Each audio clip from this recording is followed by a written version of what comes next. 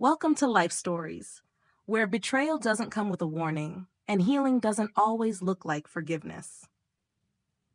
What would you do if the two people you trusted most, the man you built your life with and the sister you once protected, rewrote your story without asking you?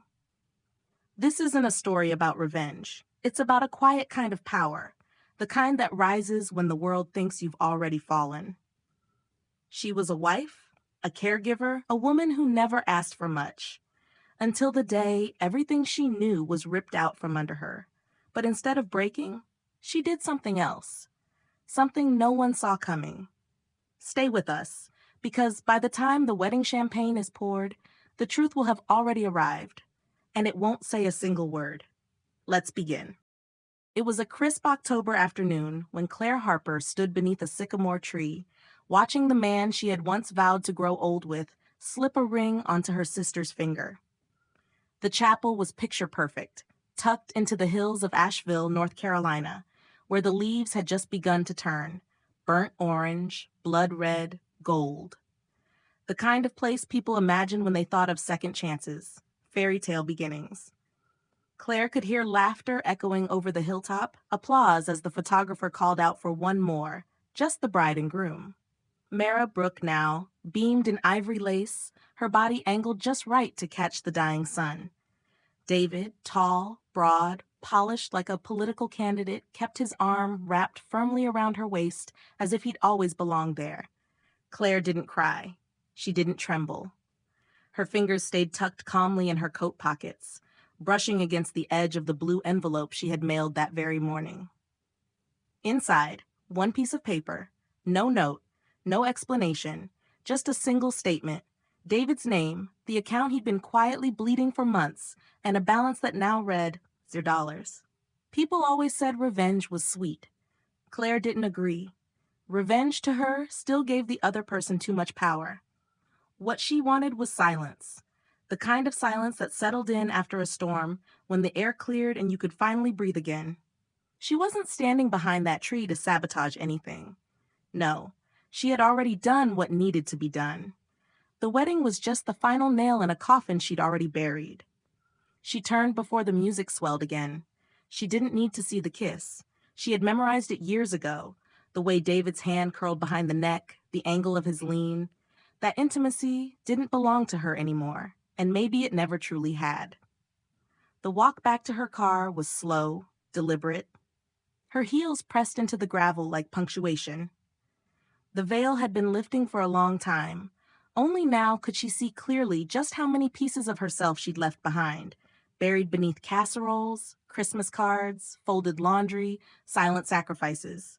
People used to call her the Rock, the dependable one, the sister who always showed up, the wife who forgave too much. But what they never understood, what even Claire hadn't fully realized, was that rocks, when cracked enough times, don't shatter. They erode, slowly, invisibly, until one day there's nothing left but dust where the foundation used to be. She remembered the moment her sister moved in. Brooke with her duffel bags, her runny mascara, her half-hearted apologies about not meaning to stay long. Claire had set fresh towels on the guest bed, made a pot roast, lit a candle. She told David it would only be for a few weeks. He hadn't argued. In fact, he'd smiled. That slow, knowing smile that used to make Claire feel chosen. Now she knew better. Looking back, the signs had always been there, just soft enough to be deniable. A hand on the shoulder that lingered a beat too long, shared laughter behind closed doors, the sudden hush when she entered a room. But Claire had buried each suspicion beneath layers of reason. Brooke was family. David was her husband. They were grieving. They were reconnecting. They were harmless. It wasn't until the night of her 53rd birthday that the truth stood up, raised a glass, and toasted her own erasure. Claire had planned a quiet dinner. Something simple. She'd made David's favorite lemon chicken, picked out a bottle of Cabernet, even worn the earrings he gave her on their 10th anniversary. But when the guests arrived, mostly David's contractor buddies and Brooke in a sequined top that glittered like intent, it stopped being her birthday. No one mentioned the candles. No one brought a gift. And then someone, A man she didn't know clinked his glass and raised it. "To Brooke," he said, "the woman who keeps David sane and this house running smoother than a five-star hotel." They laughed. Even David laughed. And when he tapped his glass to Brooke's, Claire didn't flinch. She just quietly walked to the kitchen and poured the rest of the wine down the drain. But the twist hadn't happened yet. That would come weeks later, in the smallest of places. The old manila folder marked joint finances that Claire nearly tossed during a cleaning spree. Inside was a statement she hadn't seen in years. Her old retirement account, left dormant after she left nursing. She flipped through the pages, bored until she saw a withdrawal. $18,000. Event deposit. Vendor name Southern Bloom Weddings. Payee David Harper. The room spun. Claire sat down slowly, the paper in her lap trembling. He had used her money. Not just a little. Not just unknowingly. This was intentional. Cold. Calculated. And Brooke, had she known? Had she stood there, sipping champagne, wearing a dress that Claire's double shifts had paid for? Claire didn't scream. She didn't call. She didn't even confront him. Instead, she did what she always did. She handled it. The next morning, Claire moved every remaining cent into a new account under her name. She revoked every shared access. She printed the statement, folded it neatly, slid it into the envelope with the kind of composure she once saved for delivering bad news to families in the ICU. Then she addressed it to Mr. and Mrs. David Harper. And just like that, the woman who once folded herself into their lives unfolded. What would you do if the people you trusted most rewrote your story without asking? Have you ever walked away from something not because you were weak, but because you were finally strong? The wedding was just the beginning, and when Claire vanished from their lives, she didn't leave a void, she left a warning. Continue to part 2. Claire didn't expect silence to feel so loud. 2 weeks after the wedding, the envelope had been delivered. Its white paper shell indistinguishable among the mountain of well-wishers' cards and glittered gift bags. She pictured it resting quietly on the mahogany table, nestled between the silver toaster from David's cousin and the "Love is Sweet" wall art from a friend who had once called Claire the heart of every gathering.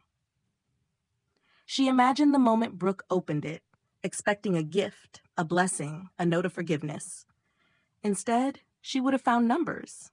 Just numbers. The end of a story she didn't know she'd helped write. But Claire didn't wait around to hear about the aftermath. She had already retreated to her new apartment across town, a converted second-story studio above a florist's shop. The scent of eucalyptus seeped through the walls in the mornings, and though the floorboards creaked and the heater clicked like a metronome, it was hers. She lived alone for the first time in 30 years, with no one to cook for, no laundry but her own, no careful silences to tiptoe around. And yet, she hadn't found peace. Not entirely. Because the mind has a cruel habit of playing reruns you never asked to watch. Some nights she'd wake to the sound of laughter that wasn't there, and for a fleeting second, she'd reach for David beside her, forgetting, then remembering, then pulling her hand back like it had touched fire. It was on one of those sleepless nights that Claire found the email. No subject line, no name. Just, "Can we talk?" It was from Brooke. Claire read it once, then again, then closed her laptop and stared at the ceiling, heart steady but heavy. "I know I have no right to ask this," the message read. "I miss my sister. Things haven't gone the way I thought they would. I just want to talk. Please." There was no apology, no explanation, just the frayed edges of someone who had once been her best friend. The sister who used to sneak into her room at night during thunderstorms. The sister Claire had taught to braid hair, who she had protected from bullies, heartbreaks, even herself. But that version of Brooke was gone. Or maybe she never existed. Maybe Claire had invented her out of hope and habit. She didn't reply. Instead, she spent the next morning in the community center downtown, teaching a wellness class for caregivers, something she'd started on a whim but had grown into a quiet routine. Women twice her age, some half her age, all looking for breath in the chaos. They called her steady, wise, calm, never knowing that just beneath the surface, Claire sometimes still felt like she was balancing on broken glass. That same afternoon, she got a call from Sheila, her lawyer. "You might want to sit down," Sheila said, voice tight. "The IRS just flagged 3 years of joint filings under your name. David listed you as co-owner of his company." Claire's hand tightened around her mug. "That's impossible," she said. "I never signed anything." "That's what we'll prove," Sheila replied. "But you need to know. It's messy. There's more." The audits triggered a deeper look into his business, payroll inconsistencies, misuse of funds. If this goes public, it could be serious. Claire stared out her window, the street below humming with normal life, delivery trucks, a toddler screaming at pigeons, a couple walking hand in hand. She had wanted freedom, not fallout. And yet, part of her wasn't surprised. David had always made chaos look charming, had always danced just close enough to the edge to thrill without tipping over. But this was criminal. This was betrayal with paperwork. "I'll come in tomorrow," Claire said quietly. "We'll do what needs to be done." That night, she lit a candle on the windowsill and sat at her desk. Her journal lay open, blank page ready. But instead of writing, she pulled out the photo again, the one from their 10th anniversary. David kissing the top of her head, her eyes squinting in the mountain sun, back when she still believed they were building something real. She stared at it, heart numb. Then, slowly, deliberately, she tore it in half, and then in half again. It wasn't rage. It wasn't grief. It was release. In the days that followed, whispers started to circulate. A contractor from David's old firm filed a lawsuit. A former client pulled out of a 6-figure renovation deal. Brooke's Instagram went quiet. No more brunches, no more bridal glow. Just a single post. Sometimes people don't show you who they are until it's too late. Claire smiled when she saw it, not out of cruelty, but because she recognized the voice behind it. Not the voice of a woman in love, but one in free fall. Still, she didn't answer the email. Because some apologies aren't meant to be answered. Some bridges burn with a heat that no amount of guilt can cross. Have you ever received an apology that came too late, or from someone who no longer deserved a reply? The silence between Claire and her past was growing deeper, but what she didn't know was that someone else was about to speak and change everything. Continue to part 3. The knock came on a Thursday. Claire had just returned from the community center, her jacket damp with mist and the scent of lavender still clinging to her scarf from the florist below. She'd been planning to warm up a boop and reread a favorite novel, something slow, something safe. But when the knock came again, firmer this time, her breath caught. No one ever came unannounced. She opened the door cautiously. It was Judith. David's mother stood there in a wool coat far too elegant for the weather, holding a paper bag and looking smaller than Claire remembered. Her once commanding posture had softened, her hair now a cloud of silver pulled back in a loose twist. "I didn't know where else to go," Judith said. Claire stepped aside. No words, just space. They sat at the tiny kitchen table, the same one Claire had found secondhand and sanded down by hand. Judith placed the bag between them and pulled out 2 pastries, neatly wrapped. Lemon poppy seed, Claire's favorite. "I've been meaning to talk to you for a long time," Judith said, her voice measured, like a woman crossing a fragile bridge. "But pride is a terrible thing, especially in mothers." Claire stirred her tea, waiting. "I know what David did, what Brooke did. I won't pretend to understand it, but I've seen what it cost you." She paused. "And what it's costing them now." Claire looked up.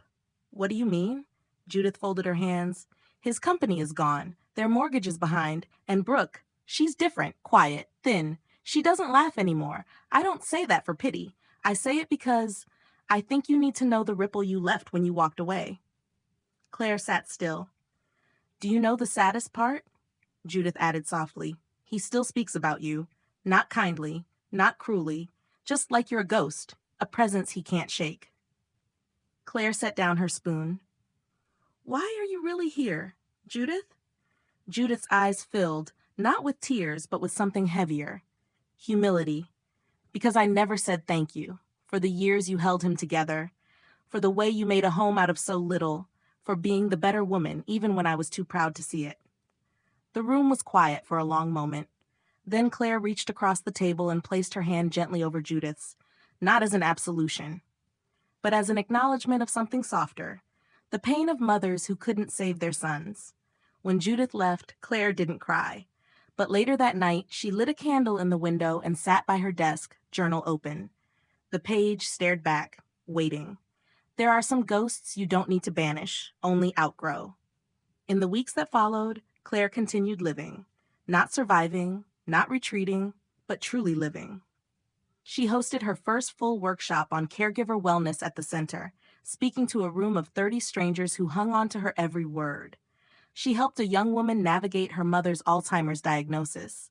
She started writing more regularly, publishing essays under her name, not a pseudonym. One morning, she received a small manila envelope in the mail with no return address. Inside was a printed photo, old, faded. Her and David, early years, the Rockies behind them. The same photo she had once torn and thrown away, but this version had been taped back together. No note, no name. Claire stared at it for a long time, not out of longing, but recognition. She slipped it into her drawer. Not everything broken has to be forgotten. Some things are simply meant to stay in the past, stitched together, not to be worn again, but to remind you of the person who finally learned to put the needle down. Later that spring, as the city bloomed with pink dogwoods and sidewalk cafes buzzed with early chatter, Claire stood before a crowd at a women's conference. The theme was becoming. She wore a blue linen dress. No makeup, but a touch of mascara. No jewelry, but her mother's wedding band worn on a chain. When she spoke, she didn't talk about betrayal or loss. She talked about rebuilding, about identity, about the kind of power that comes not from shouting your worth, but from no longer needing to explain it. And when she finished, the room stood. Not loud, not wild, but steady, like her. That night, she sat once more on her narrow balcony with a glass of wine and the city pulsing quietly below. She looked up at the stars, unbothered by the lives being lived elsewhere. She didn't wonder about David anymore, or Brooke, whether they stayed married, whether they blamed her, whether they would ever understand the full shape of what they took. Some stories, she realized, are meant to be unfinished, but that doesn't make them any less complete. And Claire? She had never been more whole. What part of Claire's journey resonated with you the most? Type 100 in the comments if this story moved you. Where are you watching from today? Share this story with someone who might need it. Thank you for being here with us at Life Stories.